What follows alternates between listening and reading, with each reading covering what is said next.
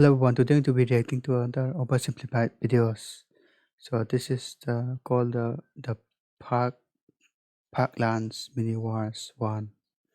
I have absolutely no idea what the title is saying. I guess this is some sort of a mini war. Let's find out together. Also make sure you subscribe for more oversimplified videos. Okay, we are starting right now. Hi, English mariner John Strong. Hi, Anthony Carey, 5th Viscount of Falkland. I would very much like for you to go to Chile and locate the wreck of a Spanish treasure ship for me. Okay.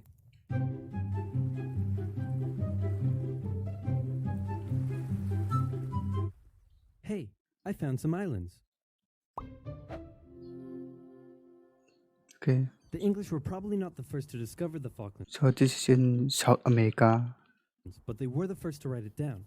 They found it to be cold, wet, and miserable, just like home. So they established a colony in 1765, unaware that the French had also discovered the islands and done the same a year earlier. And for a while, the two were unaware of each other's existence until presumably there was an awkward moment where they ran into each other.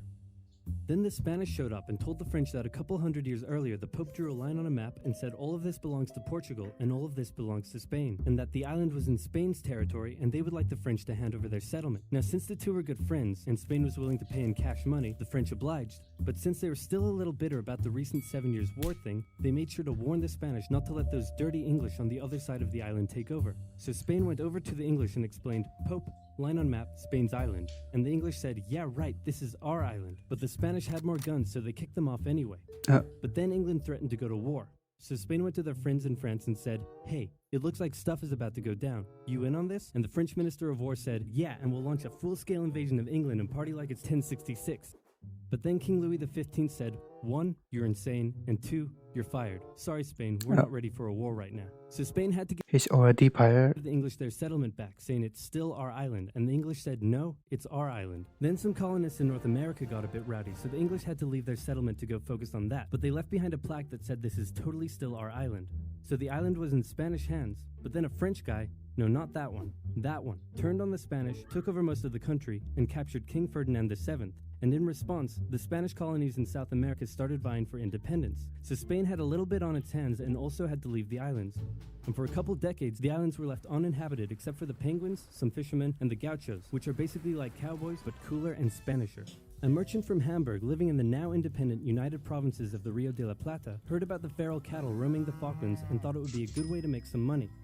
So he got permission from both Buenos Aires and the British government to set up trade there as a private venture. Some American ships came down and began hunting whales and seals around the islands. Oh, and no. Rene wasn't too happy about it. So he asked Buenos Aires for some military assistance in defending the islands. But Buenos Aires said, meh, do it yourself. Gave him some weapons and appointed him governor of the islands. So he seized the US ships and arrested their crews. In response, two things happened. First, America came down and said, nice settlement you have there. Would be a shame if someone destroyed it. And then they destroyed it. Second, I knew Britain it. heard Rene had been appointed governor, meaning the United Provinces, actually now the Argentine Confederation, were officially claiming the islands as theirs. So Britain showed up and said, hey, didn't you see our plaque? And since they had more guns, they kicked them off the island. And the Falklands remained firmly in British hands for the next century. The Americans and the British both went in this island.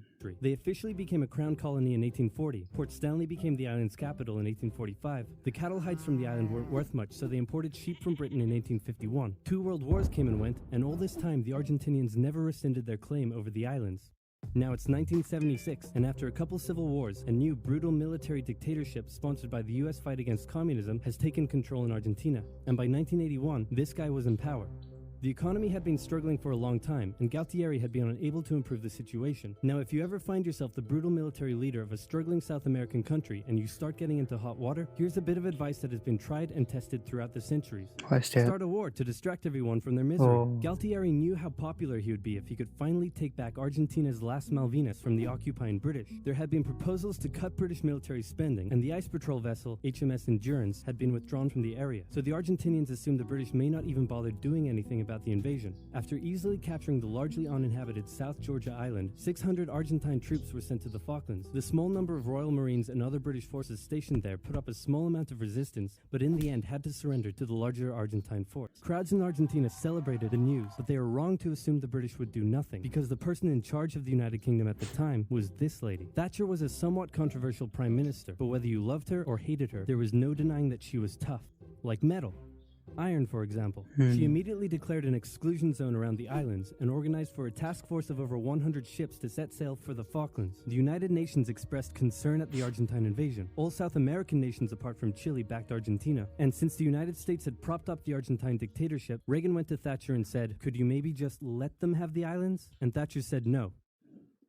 Okay, here, have some weapons. Fighting a war over 8,000 miles from home was a logistical challenge for the British. They requisitioned civilian cruise ships and containers, and they used British-owned Ascension Island as a forward base. By the time they arrived at the Falklands in May, the Argentine forces had had time to entrench themselves. The first task for the British was to gain control of the seas, which they did easily. On the 2nd of May, a British submarine sank an Argentine cruiser. The sinking was controversial, as it occurred outside the British exclusion zone. It was also the largest loss of life in a single incident during the war.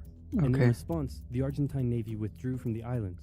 The next task for the British was to gain air superiority. While the Argentine Air Force controlled the skies, they were able to inflict this time air pills considerable again. damage on the Royal Navy below. Days after the sinking of the General Belgrano, 2 Argentine super-étendards carried out a raid on the HMS Sheffield and sank it with an Exocet missile. For weeks, the Argentine Air Force would continue to carry out raids and inflict heavy casualties on the Royal Navy, with British Sea Harriers doing their best to take out as many of the Argentine aircraft as they could. While the battle in the skies raged on, San Carlos was chosen as the best landing site for the British ground forces. An SAS raid took out Argentine defenses on Pebble Island, and the HMS Alacrity sailed through Falkland Sound to flush out any Argentine supply ships. The landings began on May 21st, with Argentine aircraft carrying out full-scale raids on the task force ships taking part in the landing, damaging several and sinking a few. But anti-aircraft cannons and Sea Harriers shot down many of the aircraft in what became a major turning point for air superiority, and a beachhead was successfully formed. Then the ground troops began their movements out of San Carlos, across the north towards Stanley, and south toward the Argentine stronghold at Goose Green. In the following battles, a clear trend emerged. The Argentine conscripts put up a good fight, and with the rough, muddy terrain, the war was by no means easy for the British, but with highly skilled Royal Marine commanders and parachute regiment troops, the British would often find themselves taking on larger numbers of Argentinian soldiers, but would still come out victorious with minimal casualties. The 14-hour-long battle for Goose Green commenced on the night of May 28th. The battle ended in a decisive British victory, with over 900 Argentinians surrendering. Then, with 5,000 reinforcements arriving from the 5th Infantry Brigade, the British started preparing for their final assault on Stanley. In a series of hard-fought battles, they took control of the hills and mountains surrounding the town, as the Argentine forces withdrew, with British ships shelling their positions. So British are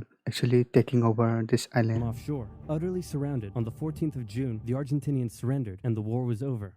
The 2-month-long war claimed hundreds of lives and left the islands strewn with minefields that still pose a problem to this day. Argentina still claims the islands, but in 2013 a referendum was held, and the islanders voted 99.8% in favor of remaining British. Plus, oil was just found near the islands, so the British probably aren't going to give them up anytime soon. Okay, that's a pretty good video. That was a pretty good video. I really enjoyed it. There was some sort of a mini war series. OverSimplified are very good at creating videos, producing very good animations. I really enjoyed their videos. Okay, I'm gonna end the video there. More OverSimplified videos are coming up, so make sure you subscribe so you don't miss it, and make sure you like the video too, and I will see you in the next video. Bye bye.